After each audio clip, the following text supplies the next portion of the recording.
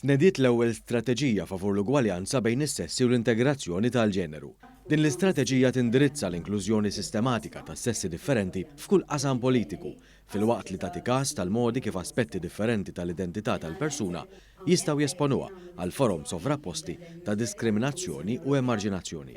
B'hekk jiġi żgurat li ħadd ma jaqa' lura. Din l-istrateġija tiggarantixxi aċċess ugwali għall-impjiegi fis-setturi kollha, filwaqt li tiżgura wkoll paga ugwali għal xogħol ta' valur indaqs. Għan ieħor li għandha din l-istrateġija huwa li jinħoloq bilanċ bejn ix-xogħol u l-familja.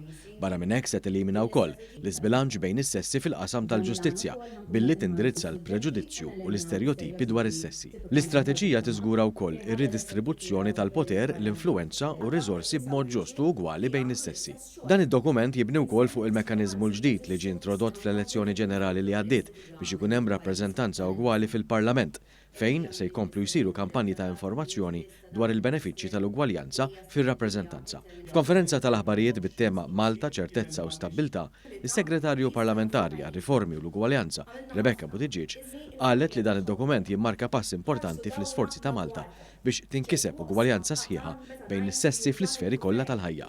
Is-Segretarju Parlamentari Buttigieg qalet li bl-implementazzjoni ta' din l-istrateġija, il-Gvern qiegħed iwettaq żewġ wedid mill-manifest elettorali Malta flimkien li jindirizzaw l-inklużjoni sistematika tas sessi differenti. L-istrateġija hija mibnija fuq 8 prinċipji ewlenin. Wara li saret konsultazzjoni pubblika estensiva mal-partijiet ikkonċernati kollha, illum għandna qudiemna pjan ta' miżuri konkreti dwar fejn nixtiequ naslu fil-qasam tal-ugwaljanza sas-sena 2027. Barra minn hekk, din l-istrateġija qed tirrikonoxxi wkoll numru ta' impenji internazzjonali fil-qasam tal-ġeneru fosthom pereżempju l-Istrateġija Ewropea għall-Ugwaljanza.